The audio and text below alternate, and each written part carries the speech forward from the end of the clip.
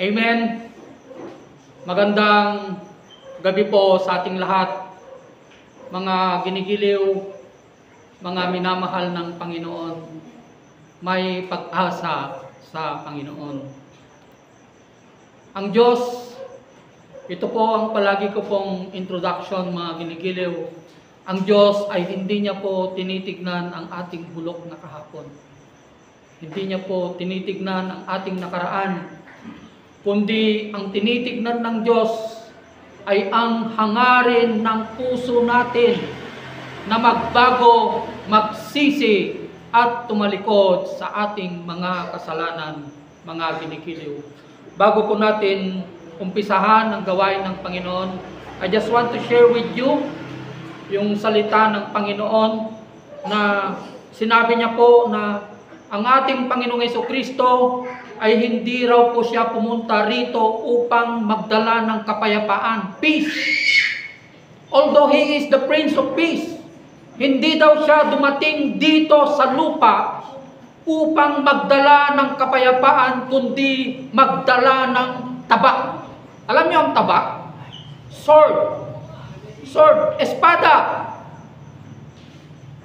Dumating daw ang Panginoong Jesucristo dito sa lupa, hindi dahil nagdala siya ng kapayapaan, kundi nagdala siya ng tabak.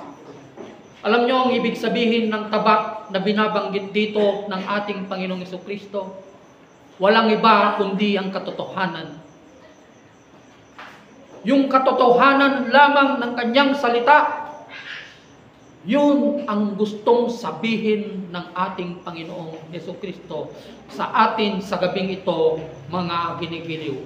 Kaya't meron siyang sinabi pa rito, mga kapatid, nabarito ako upang paglabanin ang anak na lalaki at ang kanyang ama, ang anak na babae at ang kanyang ina, at ang manugang na babae at ang kanyang biyenang babae.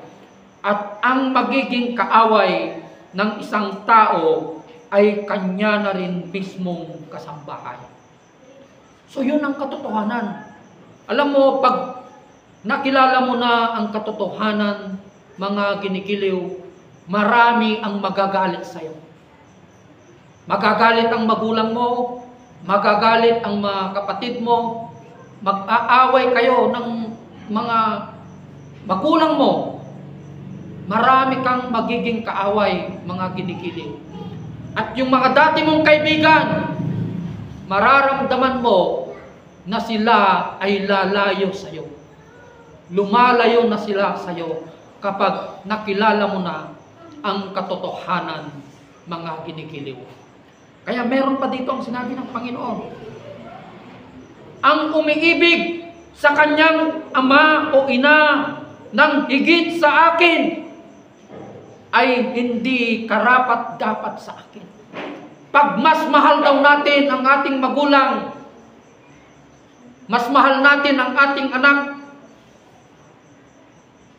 kaibigan, or sino man sa parte ng pamilya natin, mga ginigiliw, ay hindi daw tayo karapat-dapat na maging lingkod ng Panginoon. Bakit? Ano ang ibig sabihin dito ng Panginoon, mga ginigiliw? Ibig sabihin ng Panginoon, God must be the top priority of our life. Dapat ang ating Panginoong Jesucristo ang mangunguna sa buhay natin upang sa ganon, pag meron po tayong tamang relasyon sa ating Panginoon, mga ginigiliw, bibigyan niya tayo ng tamang relasyon sa ating magulang. Yun ang ibig sabihin ng Panginoon. Hindi ibig sabihin na itatakwil na natin yung magulang natin.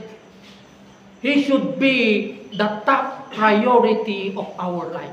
Dapat siya ang mangunguna. At kailangan pasanin mo ang krus mo araw-araw. Sabi niya po, ano ba yung mga krus na ito, mga ginigiliw? Yung mga krus na ito, walang iba kundi yung mga pleasures and desires ng ating buhay. Yung mga pita ng laman, yun po. Hindi daw po tayo karapat dapat sumunod sa ating Panginoon, mga ginigiliw, kung hindi po natin kayang iwan ang mga bagay-bagay na ito na nakikita po natin sa mundo, mga ginigiliw. So I hope you are being encouraged, mga ginigiliw, bago po natin umpisahan ang gawain ng Panginoon. Just follow my Facebook page, Pulis na Pastor. Tinatawagan ko na po yung music team. Magandang gabi po sa ating lahat. God bless everyone.